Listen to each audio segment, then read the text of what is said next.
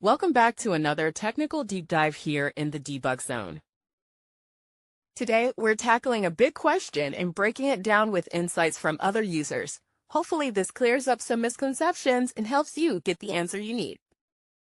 So, buckle up, stay a little curious, and let's jump right in.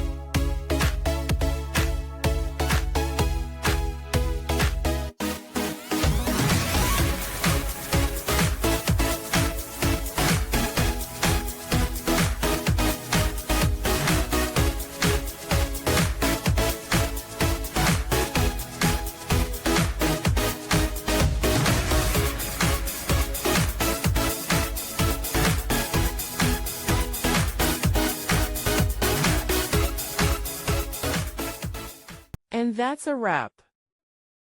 I hope you found the answer you were looking for. If you did, take a second to hit that subscribe button. It really helps out.